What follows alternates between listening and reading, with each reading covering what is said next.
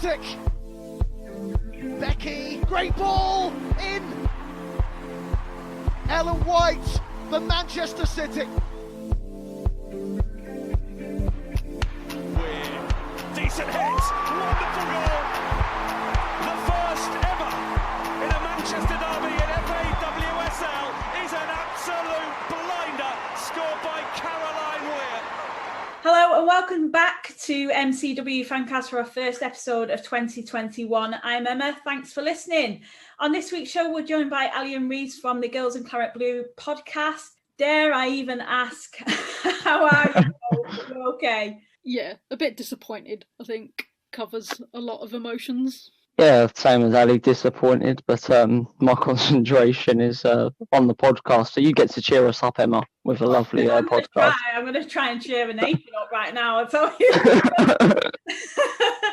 Obviously, we had other plans this week for this week's show as we look to preview our upcoming fixture against West Ham United this coming Saturday at the Academy Stadium.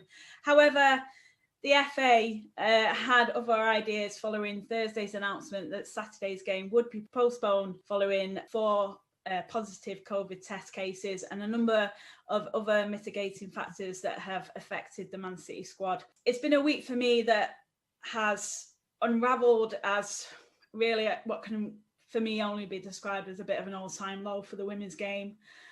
There's been a fair bit to process, and though the official communication has been very brief, and we won't really speak of any speculation or name any players individually here, but the fallout from across the week has been something that I think has upset and has disappointed many, with many fans taking to social media to have their say on the matter. I mean, obviously, just wanting to get your thoughts on things and how you guys are feeling about the week's news. Go on, I'll let Reece go first.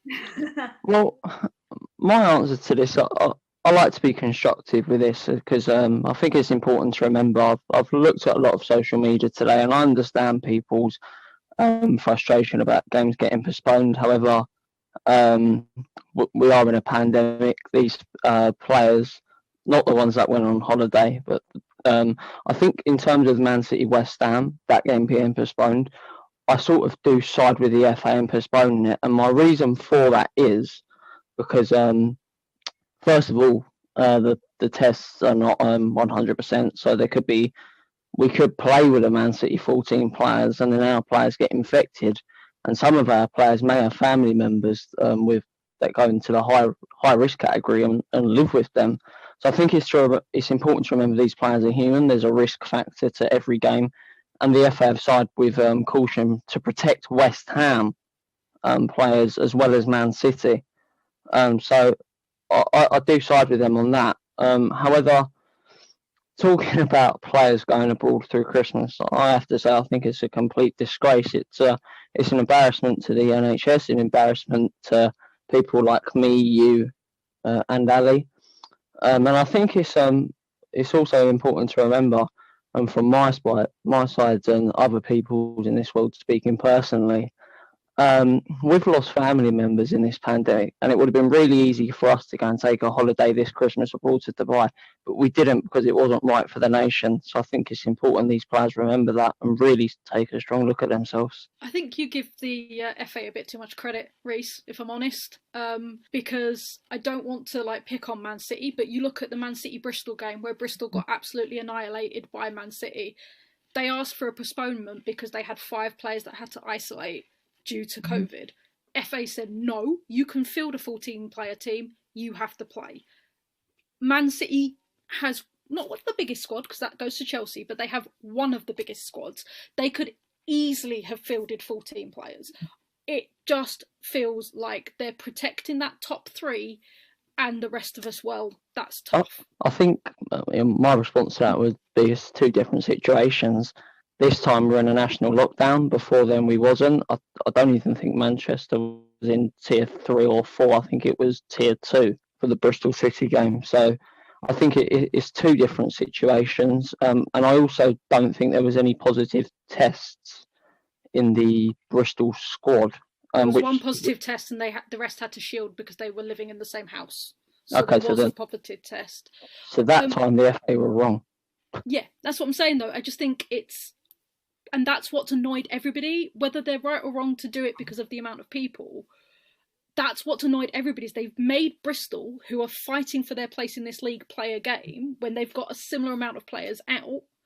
But Manchester City, they've turned around and given a bye when they easily could play that game. They could, because Man City's one of the few clubs that doesn't really have player housing anymore. The players that play for Man City can afford to live on their own and shield on their own. Some have decided not to do that. That's fair enough. But it does so feel like it's... And it's the same with the Arsenal game. It feels like they've gone for the top three and gone, oh, you might be embarrassed by losing to a lower team. We can't have that. We'll give you a bye for this week. And I just feel that, considering it wasn't from a normal national... If the stories are true, it hasn't come from just day-to-day life.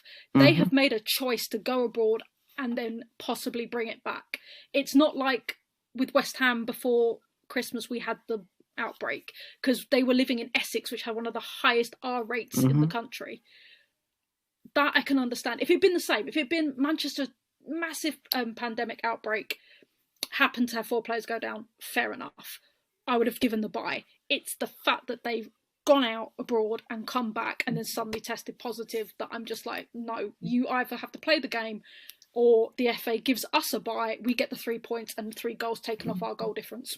Well, my response to these players, and I do have to say, if I was the FA, I would find out.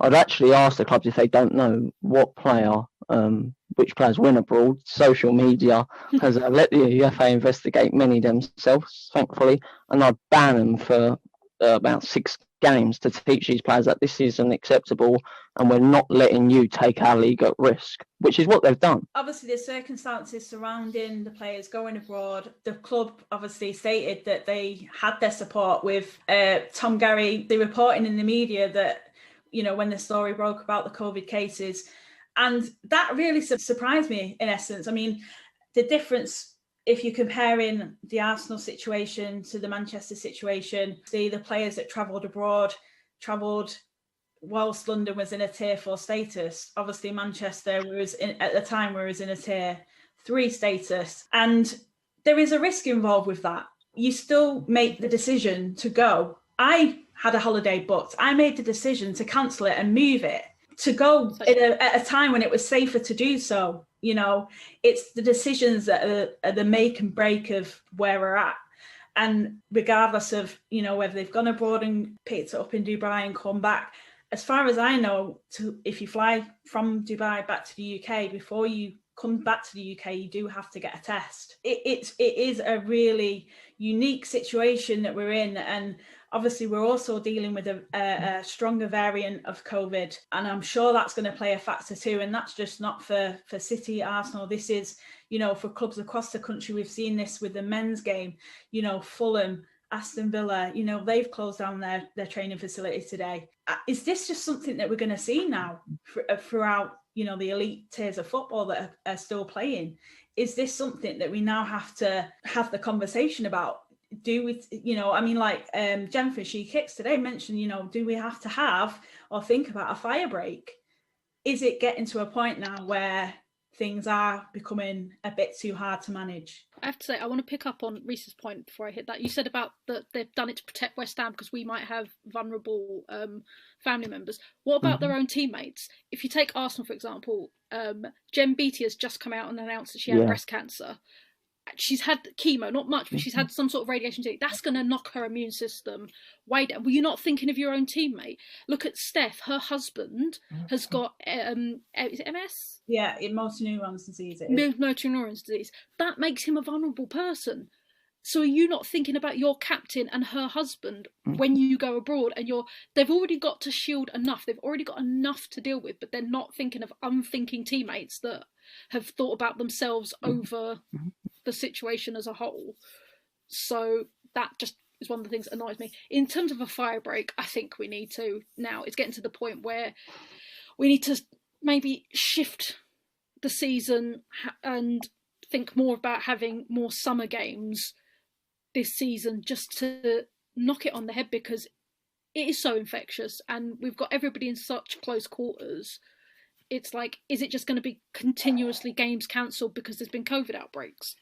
With circuit breakers, though, I think that the main trouble with them is I think they just delay the inevitable. Really, I think you have a 4-week circuit breaker. If we're still in this mess, the same thing happens again. I think you actually have to make a really strong decision of, okay, maybe instead of having a circuit breaker, we'll suspend the season for 2 months because that gives us more of a sustainable time to get this infection rate with the country down, which, well, reflects what government's doing, because I think this lockdown's until the 31st of March. And then we extend the end date of the season by them 2 months. Like you said, Allie, play in the summer. This time the players hopefully won't go on holiday early. And we can get the season finished in a more safer environment. And that's the key word, safer environment. I just think the news that's come out this week, I just think on a greater scale, there's a bigger, problem at hand. And it comes back down to COVID, and it comes back down to, what we're all living with, taking football out of the equation. We've just had a Christmas where, we've all seen our families. Well, I haven't, to be fair, because do you know what I mean? But do you know what I mean? It really does come in. It really does come into the fold and the forefront. You've had players that haven't even left the country that have still probably gone to visit family, in Scotland or London or wherever. Do you know what I mean? Even just for that one day, maybe, and they've still mixed households. I mean, we've got one player that is come into contact with somebody that has tested positive, and now they have to self-isolate. Do you know what I mean? And when obviously we're all seeing, the figures that are coming out in the news every day, and the increase in cases and the R rate is just going back up, and it's just getting out of control, and it is scary. No, absolutely. And also, it's going back to what happened with the WSL players, it's a kick in the teeth to the lower tier players. When the news that's also come out this week, which I'm sure we'll discuss, is the fact that they're talking that they might decide the FA Cup rounds by a coin toss, because they don't know if they can get the games played. And these players have, for the most part, self-isolated, locked themselves down in the hope that they'll be able to carry on playing. And it feels like the WSL players have a sense of normality some of us wish for, and they have taken advantage of that sense of normality. Kelly Simmons, again, she's been speaking out and, talking about this coin toss and saying they're thinking it could be the only way forward in terms of getting the competition done. I mean, it's a bit of an injustice to those teams that, haven't got the elite status, that are wanting to participate in this top competition, and you're just taking it away from them, and it just seems so unreasonable. That quote, "It's the only way forward." It's ironic for her to say that, because this is the same FA of when the first lockdown came around, and I think we was at the quarter-final stage, and I think everybody had it was an all WSL encounter. They left it until the next season, and they delayed that one. So why can't they delay this one, and maybe make the FA Cup final later in the summer? I think it's just because they've seen it. They see it's non-elite teams. One thing is they know is there's no testing, and instead of delaying it and taking the right decision, I think they're looking to take the easy one of, okay, let's have a coin toss and let's get on to the bigger picture of the WSL team. So I think that's their attitude. It just seems to me wrong. Simply just wrong. Mm-hmm. It's just so disappointing. I'm just completely disappointed by everything I've heard, everything I've read, everything I've seen this week, social media, everything. And it's just really disheartening. And at the moment, I can't see no positives. And I don't want this to be like a really negative pod this week, but honestly, I can't find the good in anything at the minute. I mean, with regards to the rescheduling as well, obviously we're going to see now, we've already got a couple of teams with games in hand. We're going to have rescheduling due to COVID for those postponements this weekend from City and West Ham, from Arsenal and Villa. Birmingham, obviously weathered pitch, and that's obviously got to come into the factor as well, because the challenge now potentially is to find a way of rescheduling these games. And as the schedule gets more congested, we're going to have another problem. Yeah, I think it is just one thing after another with this season. However, going back to that FA Cup point, Emma, it's sort of ironic what the FA are doing as well. Of okay, we'll punish the smaller teams and not let them play their FA Cup tie when their players haven't done anything wrong. But with the WSL teams, in Man City's case, if the story with the West Ham player is true, our case, I won't take it away from one player of our side, Arsenal's case, but we'll grant them their wish, and we won't punish them at all for breaking national COVID-19 restrictions. So, and one thing as well that's important when you're of an FA is consistency, and there is none. And I think that's a fair point. I mean, if I was a Bristol fan, obviously given the news that's obviously come out today, I'd be hugely disappointed and feel a bit of injustice has been done there because, like you said, Allie, before, they obviously wanted the game to be postponed. The game was played. For me, on a personal level, I can't really see any reason why we couldn't have footed a team for the weekend. They talk about mitigating factors.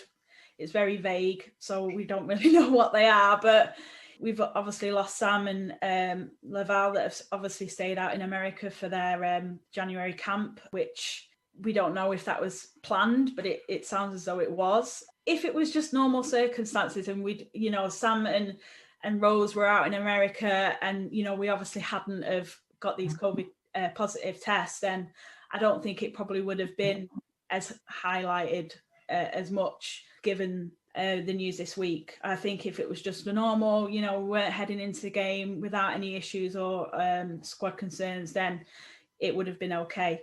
But I think given the situation, it obviously does have a huge impact on the squad. We've obviously got 2 players out to injury, and with the extra player that we've lost to self-isolation as well. But I still can't see how we wouldn't have been able to front a team for that game. I think would have been stretched for sure. Even heading into the midweek, I think it would have been a real struggle against Chelsea. But we still could have played those games, and let's just get them done and out of the way. It just we need the consistency, and if anything, we need it now going forward. If it's Bristol again or if it's Birmingham, the same rule should apply. Exactly, because it's self-inflicted. That's the thing that's annoyed me most, is the fact that it is self-inflicted. And it's like, okay, you postpone the game, or you cancel the game. You don't postpone the game, you cancel the game. And because it's self-inflicted, you punish the players and that's it. And you just cancel the game, and then you award the points to the other players. And I would be saying that if it was West Ham. If I said if West Ham players had done it, I would have been saying the same thing. You cancel the game, you award the points to the other team, because it's all self-inflicted. Allie's just enlightened me on something there. Is this game going to be has the WSL said we're going to play this game at a later date? Yep. Yeah. I'm sorry then. And now I know why. You said it's completely disgusting. I mean, let's be honest. The Man City players have inflicted this on themselves. Okay, not all of them, as far as we know. And as well, you have to question the club's mentality here with Man City, and I think Arsenal as well, if they've allowed their players to go, especially Arsenal with Jen Beattie's situation.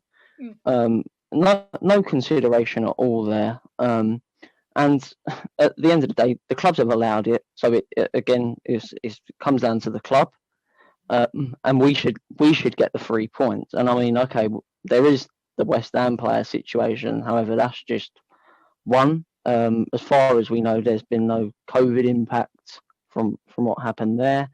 So yeah, I think we should get the 3 points. But imagine how frustrated Ollie must be. He must have been rubbing his hands all week at the possibility of playing a weekend Man City. His first game, he could really get the West Ham fans on board, which he actually did after his interview for me, to be fair. But that is a disgrace. Now I understand the full picture. I thought the game was cancelled, not postponed. Sorry, Reece. Should we see sanctioning of players? Yes. Yeah, because absolutely, because they know what the risks are, and it's like they've brought it. I don't want to say they brought it upon themselves, but they knew what the risk was. Like, for example, if a player has mixed households in the UK for Christmas Day, that wasn't against the rules because they lightened it up for Christmas. Of course, we're now paying for it, but you can mix households on Christmas Day. It's the one day you got. Reece is giving me a look. Not in London, I don't think. Yeah, no, I don't know if London they didn't let you, but the rest of the country you're allowed to mix households for Christmas Day. It's the one day you got instead of the 4 that they were thinking of. It's the fact that they've sat in a tin can for so many hours in recycled air and they've only thought about themselves. And I think that's the only deterrent you're going to get. That's the only deterrent you're going to get is if you sanction players. If you personally pick them out and say you're banned from playing games, you fine them or you fine the club. It's the only way you're going to stop them from doing it. Because what happens when we next go Fine both. Yeah, what happens if you next go on the international break? That happens, and the players that aren't on playing for their club, their country, decide to go on a jolly. It's well, you didn't punish them. Why are you trying to punish me? You have to start it now and start the punishments now. You know, I think the allowing players to go on an international break has really had an impact on their decision because I think some of their attitudes would be, especially some of them were internationals of their countries. Okay, if I can go and play for England and travel abroad with not really any restrictions. Well, I know England have been playing England, but for other countries in that aspect, okay, I'll go on holiday. No, I think that's made a real impact on their decision. For me, you always see some players in Dubai at New Year, Christmas. So it wasn't a last minute thing. Know that it'll probably be a planned holiday, break, whatever. But we all have a choice, don't we? Whether you're a football player, whether you're Joe Blogs down the road, whatever, you have a choice. It was a risk, and it's not come off. And now we're paying a price for it. Your teammates could have paid paying the price for it. Your fans are paying the price for it, and so is the rest of women's football, because now there's a bit of an uproar and people want action for what's happened. I mean, what do you feel that we need to see now from clubs moving forward? Will an apology be enough? No, Emma, not for me, for people and other people, especially. I know I've mentioned it once in my situation where I'd actually maybe like to have maybe a meeting with these players, or at least show them something of the impact this has had on my family, and the fact on Christmas Day after my mum, this was her first Christmas without my dad, she couldn't even see some of their kids, and that really broke her over Christmas. So for the fact for them, knowing people would be under the exact same precautions of having that impact on their mental health, and for them to go to Dubai is completely disgusting. And for me personally, I won't accept that apology. They should be strongly sanctioned. Yeah, I don't think an apology is going to be enough, especially because we're all being told that we have to be in this together, and they clearly weren't. They were in it for themselves. Like you, Emma, I had a holiday booked this year. I was supposed to celebrate my 30th away, and we made the decision it's not safe to go. So we've postponed it until we can safely go. And it's just clearly everybody's mental health is taking a beating right now, and we need to be in this to try and get it down. And they clearly weren't.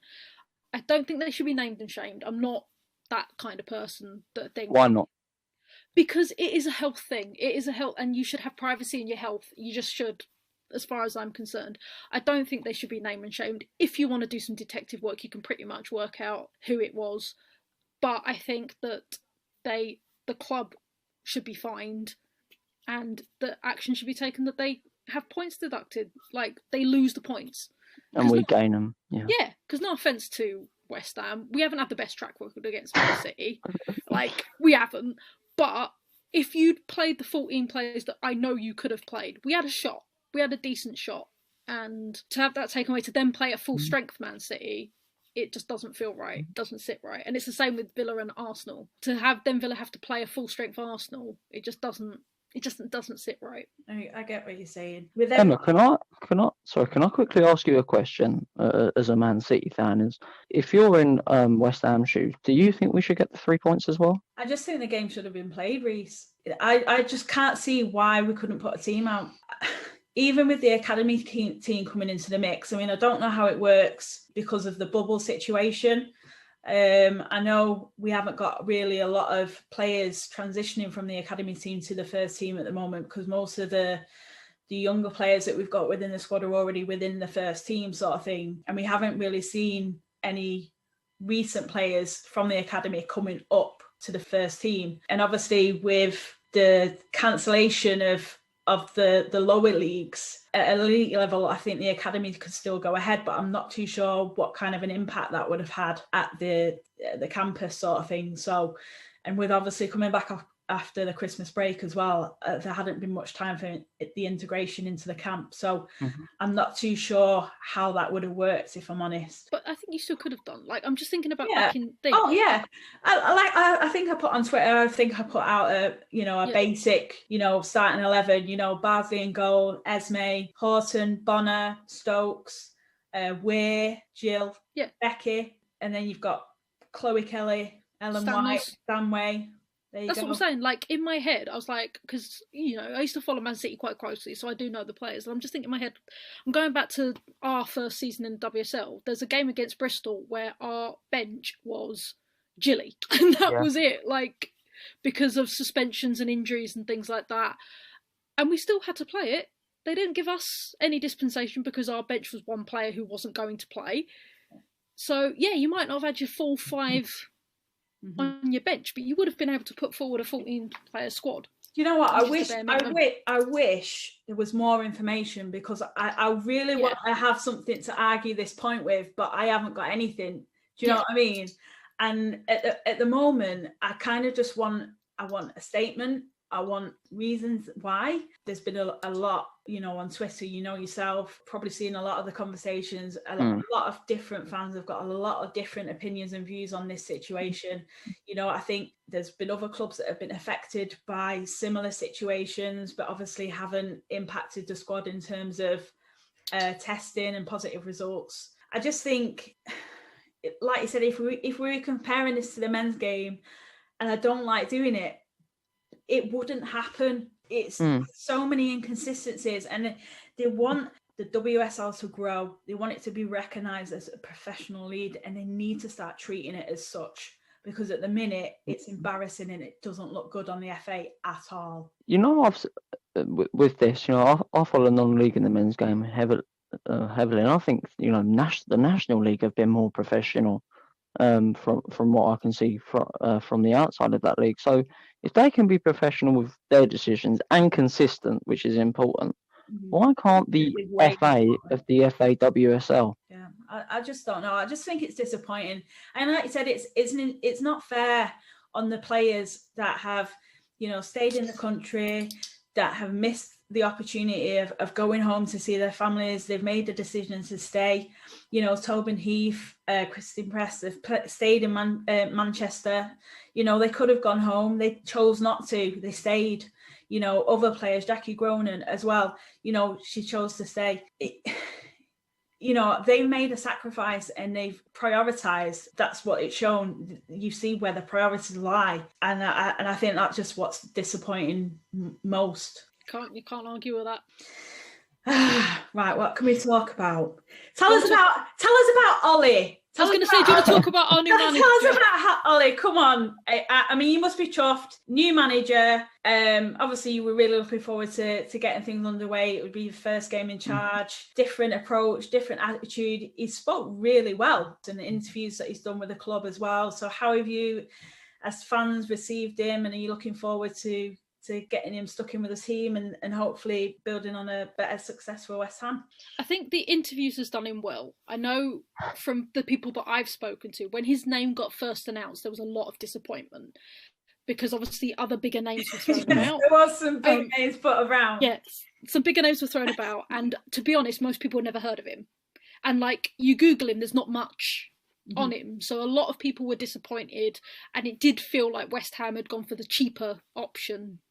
There's a surprise. Exactly, in appointing him. That's what it felt like. However, since coming out with these interviews and the stuff he's been saying about how he's with West Ham, I think that's made a lot of fans really like him, because he seems to get the West Ham ethos, which is you work hard and the fans will love you, and he's got that sort of I don't think he's going to stand no nonsense, which I think we needed for a few of our players coming in. We needed that manager that's going to come in and be like, right, you either do it or you go. I'm not babying you, which I think we kind of needed with some of our players. I've done a bit of research on Ollie actually, and I found quite a bit out. Not a lot, like you said, Ali, because it was really hard. I had to dig deep to get this information. But I remember saying on the Girls in Claret and Blue podcast on American Hammers that I wanted to see a young manager with young ideas to help our younger players. And at first, the impression was Alex Scott, and then, to be fair, that was never going to happen. So I like the model Jack and the club has chosen, young manager with these young players. But what I really liked about the interview wasn't just what he said about on the playing field. It was the fact he was saying things like a working class club for working people. So he really took deep thought in actually what he was going to say before that interview. He's done a lot of the research about the club, I think, actually, and he's got a really good understanding, even before he's gone through the door on his first day, what this club's about. And that will speak volumes to the players. I mean, you could just imagine you're sitting there with this new manager, which I don't know if any of our players would have ever heard of, and then he would have gave that speech. That would have inspired you that this guy's your manager. And I think he's a great speaker. He sounds like a great motivator. And it's a fresh idea and a fresh voice, and one that can really pump you up for the games. And if we would have played against Man City, and I think we've got Durham next in the Conti Cup, I think we're going to see a very fast, energetic West Ham that don't give up until the final whistle. So I'm really excited to see what Ollie does here. I mean, were you a little bit disappointed though? Because Jane Ludlow looked like a cert. I was. I don't know about Reece, but I was. That's what I'm saying. When it first got announced, a lot of the thing was, oh, it's not Jane, and the second one was, ooh. Yeah. It did feel like West Ham had gone for the cheaper option. It was a big surprise because, I mean, I think it was Emma Sanders that reported that it looked as though Jane Ludlow was coming in, and then it all of a sudden sort of got a bit retracted, and then it was a bit like, oh, right, what's going on here? Like, as if it was kind of as if the decision had been made, but at the last minute, something, I don't know if Ollie had come in or, like you said, there's not much information about him, but in terms of like the fit going forward, he is the kind of guy that you'd want, from how he spoke, he seems to really want to get, the morale up in the team and the belief as well that West Ham can go on and achieve. The thing with Jane Ludlow, though, Emma, I have to be honest, is I never believed it was going to happen, just because, I know with the owners, they sort of do go back on getting these big names in a lot with the men's team. So, to be honest, I just didn't believe it was going to happen. I always felt like there could be that little switch of, hold on, don't announce Jane yet. I mean, I could just imagine Jane's there doing an interview and Jack goes, nope, you ain't got the job. Ollie, come in and do the interview.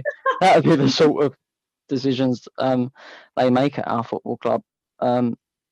However, in hindsight, maybe in 4 weeks we could be speaking about a West Ham that's got 3 wins in 3 with Ollie Harder in charge, and me and Ali are sitting on a podcast, complimenting Jack on the decision. So we just have to wait. I think for me, one of the things, if he can get done, then he will really win the fans over, is if he can convince Emily Van Egmond to stay. Oh yeah, she's due. Her contract ended in December, but Orlando Pride is not looking like the greatest of options at the moment, and I know they've lost a couple of players. Yeah, and we've seen that with Alana Kennedy as well, haven't we? Because that was obviously looked to be a short-term loan, and then she signed for the club now. She's staying. I mean, that's a bit of a turnaround for the Bucks, and she has done really well at Tottenham as well. Yeah, so I'm hoping that she's going to end up a bit like Alana Kennedy, not like Alex Morgan. Yeah. We're not talking about Alex Morgan on here.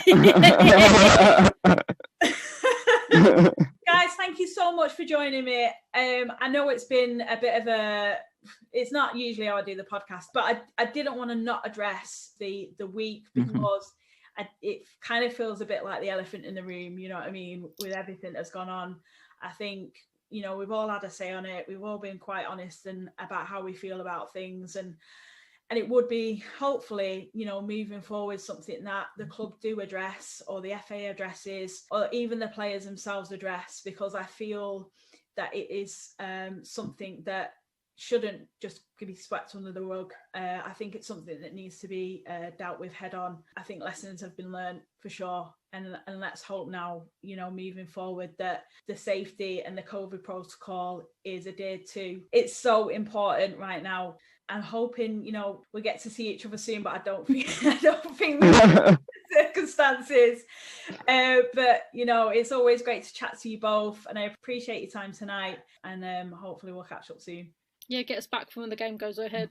Yeah, we will. Of course we will. But cheers, guys, and I'll speak to you soon. Thanks, Emma. Thanks, Emma.